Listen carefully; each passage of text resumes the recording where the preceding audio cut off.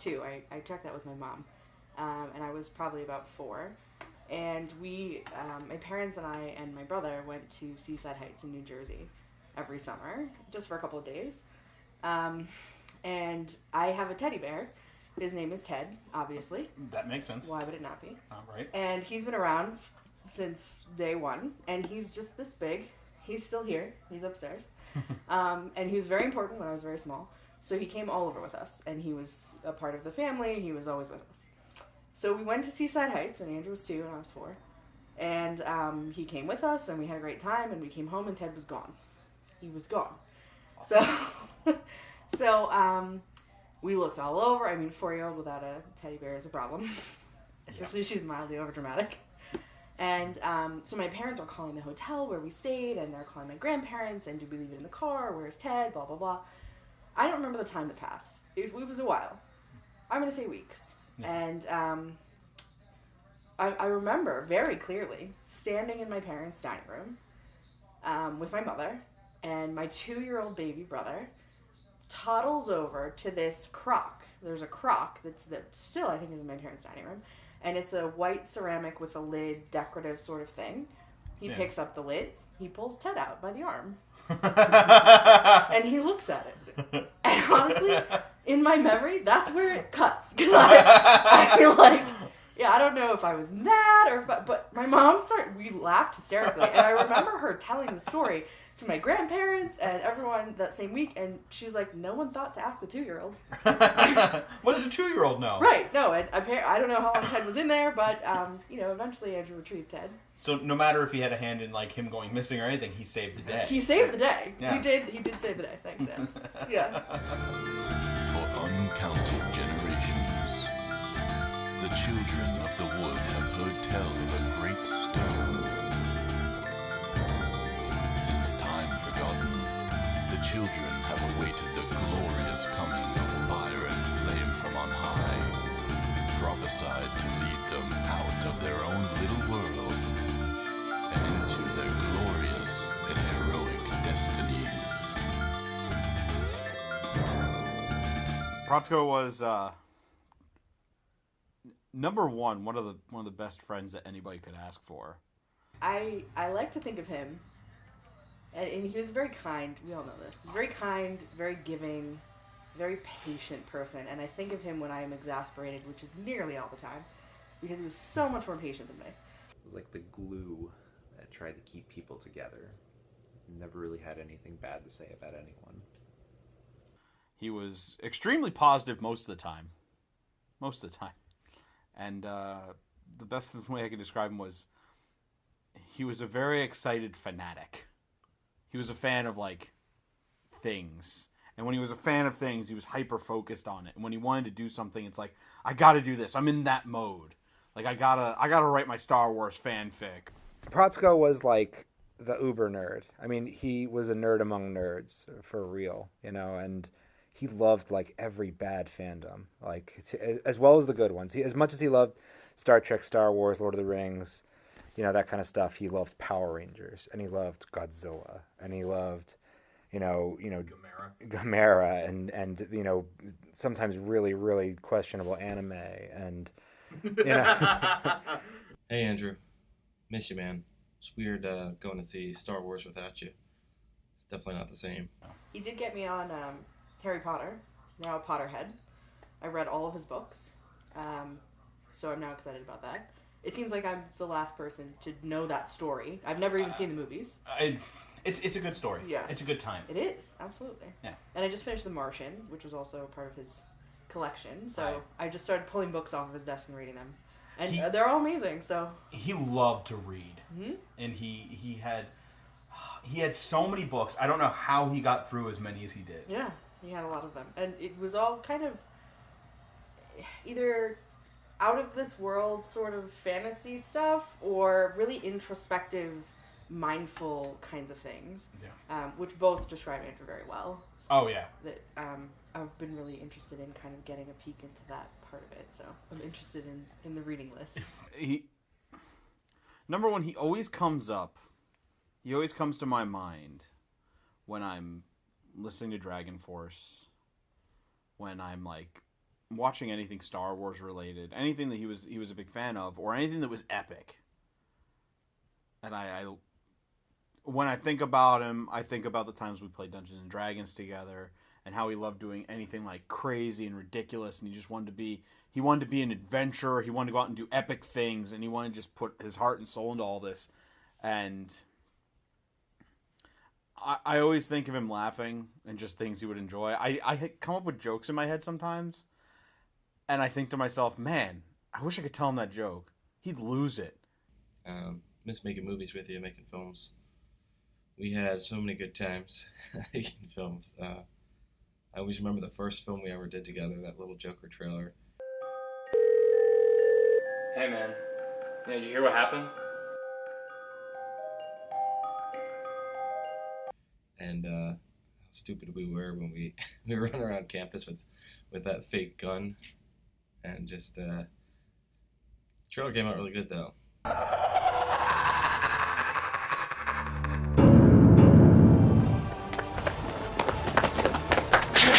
Why are you doing this?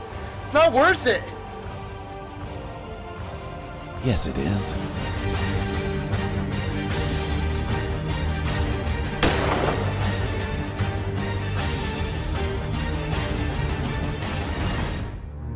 Joker, the beginning. The majority of the things that, I got to know him through were we would just collaborate on things. I let him know that I was making a music album. It was back in probably 2011. And I think it was one of the first things we ever really bonded over.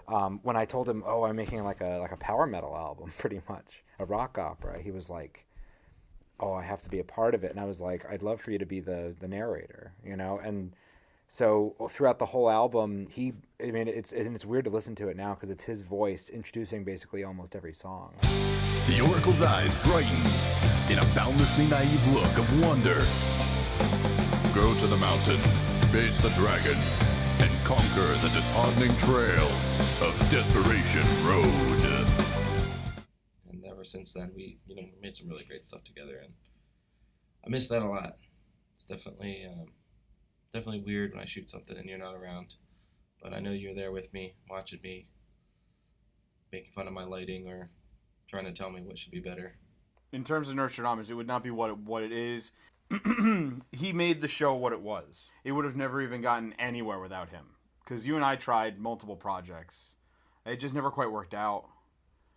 And when we got him in to do the video editing, and we got to use a studio and everything, and we got him in for ideas and whatnot, it flew. And things went great. And he knew what he was doing. He was super creative. I mean, he designed our intro sequence. He did a lot of the images we had. We wouldn't be what we are without him, and it's been really hard without him. But at least he was able to get us started, and he gave us something to work towards. Unfortunately, he was really, really good at his job, and it's really hard to maintain the polish and everything he put into it.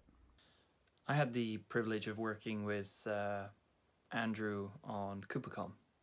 He was producing the Nostradamus episodes, CooperCast. And I had probably 6 or 7 months of fairly close work with Andrew. We used to, towards the end, we used to speak on an almost daily basis. He had such a energetic, enthusiastic vibe about him. He was always so pumped and hyped. And, even though he told me one day, I don't really have a love for Final Fantasy, which I thought was hilarious. He said, but I feel the energy of the event, and that's enough for me. I have called him a billion times, and I was like, Ant, I'm at work. I've been staring at this PDF for 30 minutes, and I need to move this thing from here to here. And he's like, all right, send it to my email. And he emailed me back 4 minutes later, and it was fine. He's my in-house techie, my, best person. I always used him for photoshopping. Yes! If I needed something photoshopped, I'd call him up and be like, can you make this? Yeah! I have this vision. Right. And he's like, yeah, no problem. And it was in your email, probably... It was the next day at most. For sure, yeah. And when it came to the show, he was ready to do that most of the time. I know a lot of the intros he did. It was the one where you were rappelling down, right? Yeah. The escape room episode. Mm-hmm. I remember he was struggling to get you completely green screened in there, but he wouldn't give up. He kept hammering away. I kept telling him, like, "We'll do something different. You don't have to do this." He's like, "No, we have to do this. We have to get through this." And like he wanted things to look the best possible, and he wanted things to go the way in his head, and he wouldn't let it go. That's the era, the kind of level I kind of really got to know Protsko real well. The creative side, and then that trying to express these epic things. Because I think that was inside of him. He always shot way higher than he was ever capable of probably doing. And in that's what kind of led him, I think, to being so good at what he did. Because he always like kind of went for like, I want to be the best I can. And I want to get close to these things that he really loved. And he wanted to create stuff that was on that level. I always just envisioned him like standing in my parents' kitchen. We always, I don't know, I guess it's the most popular room in the house. And he'd have his cartoon character pajama bottoms on. He'd be like eating cereal out of a mixing bowl that you would mix like cookies in. And that's why we never had any milk in our house. There was never any milk. It wouldn't matter if it was a mixing bowl or not. He would drink all the milk. All the milk, yeah, for sure. And he'd be making jambalaya, or he'd be making ramen. He loved noodles, any kind of noodles. Because we both love Long John Silver's, as disgusting as it is. We love it. We order like an extra large serving of Hush Puppies. And he loved puns. And he loved like dumb dad jokes all the time. And he sits down and plays Hush Puppies. I sit down about to eat, and he just leans into the Hush Puppies and goes, "Shh." And I lost it because he was hushing the Hush Puppies for no reason other than it was just really dumb and funny. God, that man loved the worst puns. And like he would just toss it out there like it was the funniest thing in the world. And sometimes it was, and sometimes it was just bad. Like really bad. I know. And but like, that was kind of the thing, and on it that started to infect our show now. Like, our every Kupo cast afterwards started to become like everything, like what would Protsko say? Like Protsko would make the Final Fantastic joke. He would have loved that. He would have thought that was dumb and stupid. But he would have laughed. He would have laughed though every time we did it. We were in choir together, and we both sang bass, and we used to have little competitions to see who can hit the lowest note.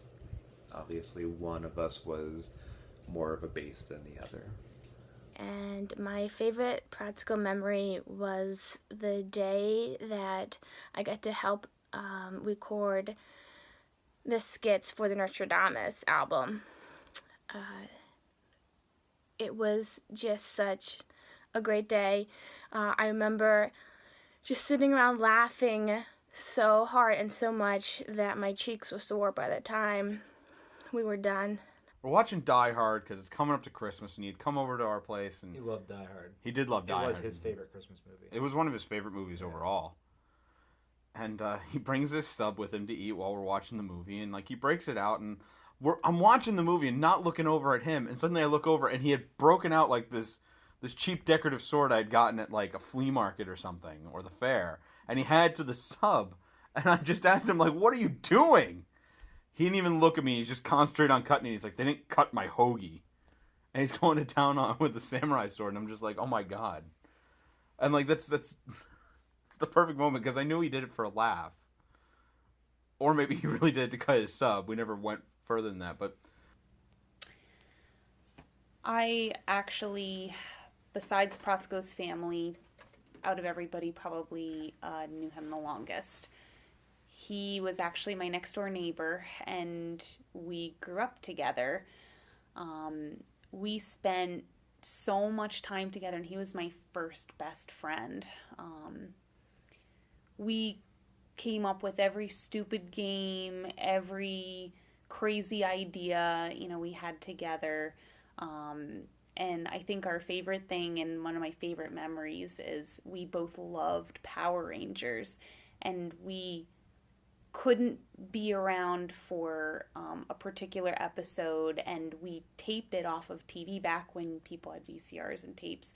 And I remember getting off the bus that day, we were little kids, and just running home and watching this episode over and over, and we were so excited, and we shared a lot together as kids. from his personal belongings. We were given the little Power Ranger coins that came with the Morphin set, and I carry that in my wallet every day.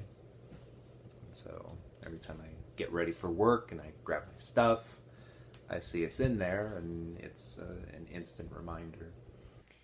When we got older, we maybe didn't talk as much, but then I remember coming home from college years later and friends saying, hey, we're hanging out with this new guy, his name's Andy, and it was my Andy, and we just, it was like nothing. Immediately we were friends again. And that was always, that's a great part of his personality that I always really appreciated, was that, no matter what happened or what went on, he was there for you, and he was a good friend.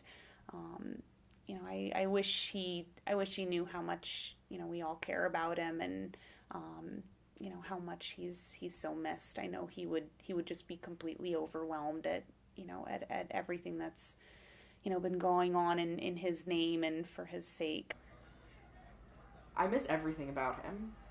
I miss hearing him laugh. I miss whatever response he would give me. Whenever I came and I was like, something's going on at work, or something is hard, or I need some perspective, and he always had something brilliant to say. He was wise and intuitive beyond his years. And my mom says that as well. Like, you could have great conversations with him, and he just seemed to kind of screw your head back on straight. And I miss that. I can hear the things that he would say, but I really wish he was here saying them to me. Yeah. But it's a little bit at a time. Mm-hmm. Everybody is doing the best they can, and I think that he would be proud of us for doing this, and for doing well, and for continuing on, and for remembering him. And I'm really proud of us, and of you, and of my family for doing all of these things and continuing in a positive direction. I think Anne would love it. I've only known Protsko for a short time, but my life is so much better because he was in it, even for that short time. I miss you, buddy. It's painfully obvious every single time we get together as friends that someone is missing. And yeah, it's never going to be the same, but I know that you're there with me, and that I can make your dreams a reality in my films. So I hope that my films can bring to life some of your dreams that you had when you wanted to be a filmmaker. So yeah, I miss you, man, and I know that the Force will be with you always. I just thought he was a sound, solid guy, and I have nothing but fond memories of the time when we spoke and would chat. My deepest regret is that I didn't have an opportunity to meet him in person. Unfortunately, he passed before the first KubaCon, but I am forever thankful for his contributions, and I won't forget it. Thank you, Andrew. Because we were in the middle of doing something. Well, we were in the middle of creating things while, when he passed away. And I tried to look up the quote to find out who it was attributed to. Like, internet says it's like Leonardo da Vinci, but like it can't like find like a source for the original like manuscript or whatever. Like there's no way to find like who really said it. But Protsko would always say it, that like, a work of art is never finished. It's only abandoned. And not to say that has anything to do with the way we think about him or whatever. It strikes me as very, poignant in light of everything. Because there is no end to creating things, and there is no end to being kind of in that moment. There's one thing I gotta share, because it brings me a little comfort in all this, and like some people it hurts them to hear this, but in all honesty, The last time we saw him, it was Sunday. We had just recorded. Did we record a CupoCast? Is that what we had recorded? Mm-hmm. Okay. So we recorded CupoCast. I came and picked him up because he was living near me. So I went and picked him up, and I think you and I and him, like, we went out to lunch afterwards. And, like, on the way back, we were having a nice conversation, and, he was having a hard time for a little while. Because he was trying to find a place in his life. He was trying to get to where he really felt happy, and I remember I was just asking him, like, how are things going? For once he stopped, and he's like, you know what? I'm really happy. And while it's sad to think that not long after that, like, he left, at least he got to be happy. At least he got what he was having so much trouble getting for so long. And he always looked happy, and he always acted like he was happy.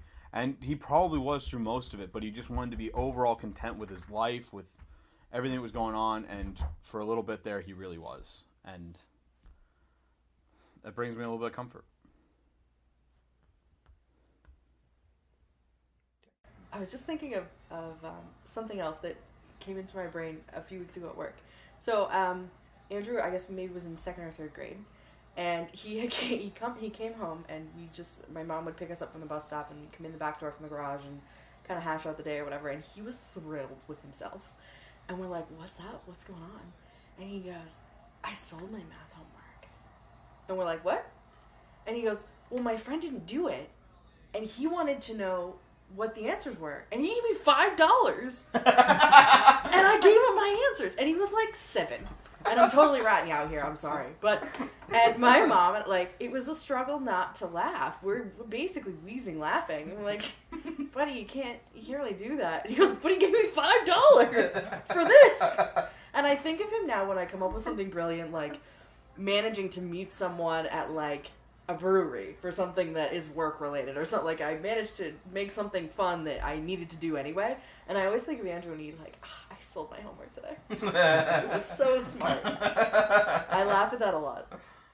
Hey, Protsko. Gentlemen, good morning. Good morning. Are you ready to film another great episode of Nursery Damas? Always, sir. Always. Let's get in here to the studio and get ourselves situated. Bang. All right, gentlemen. We ready? I think we're ready. All right. 3, 2, 1.